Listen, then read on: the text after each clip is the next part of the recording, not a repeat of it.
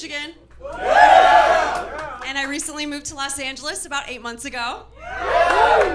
What's weird about living in LA is how frequently you're presented an opportunity to join a cult. You'll be walking around and somebody will be like, "Are you seeking a conscious community committed to living a more radiant lifestyle?" And that's how I became a member at Erewhon. I first lived in LA 19 years ago when I came here for an unpaid internship at an agency. So I was real broke.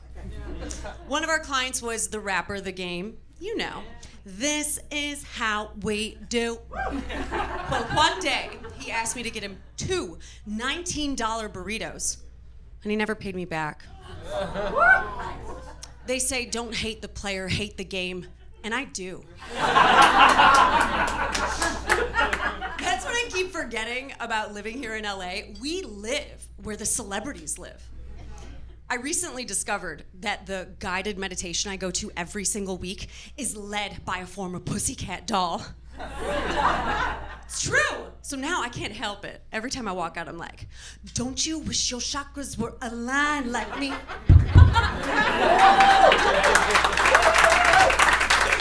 It's catchy. It'll get stuck in your head. I'm sorry, you're all gonna be singing it tonight. I'm actually really into meditation now, and I go on a silent retreat every single year with my entrepreneur friends. Now, what can be discouraging about meditating is how hard it is to stay focused. I'll be like, inhale, exhale. Shit, did I send that email? I recently turned 40. Thank you. What is so weird to me about being 40 is how much younger I feel than my parents when they were 40. Like when my mom was my age, she had an 18-year-old and a 16-year-old. I have no year-olds. My parents are immigrants from Baghdad, Iraq. Yeah! Yeah, very good.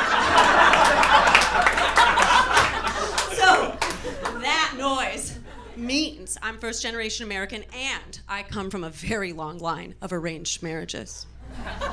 My mom was 22 when she got married. My grandma was 14.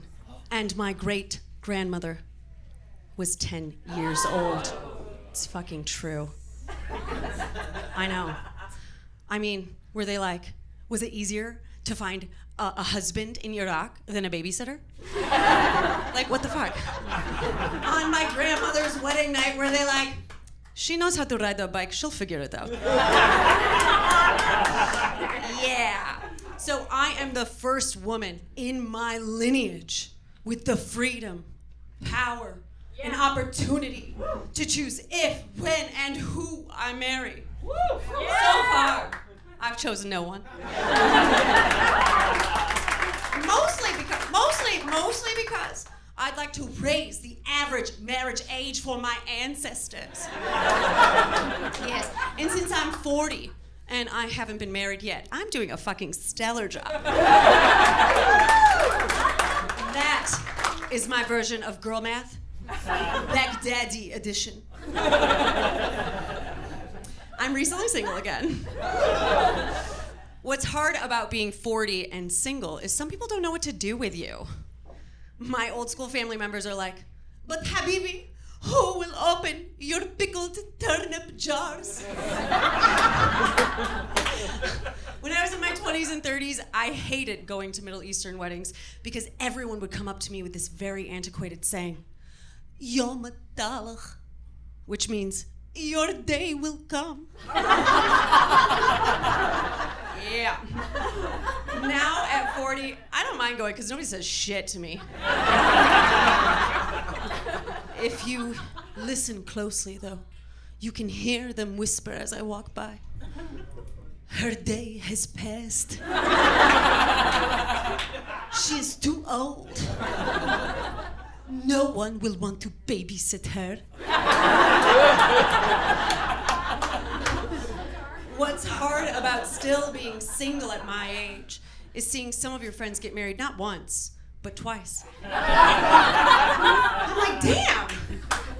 Am I gonna have to buy this bitch another air fryer? Speaking of things you have two of, I had a breast reduction 1.5 years ago.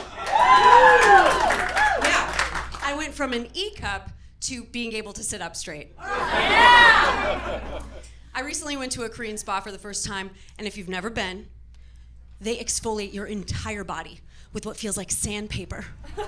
They went to town on my ass, and when they flipped me over, I was like, be careful, these were sewn back on. Anyway, see you guys at Air One.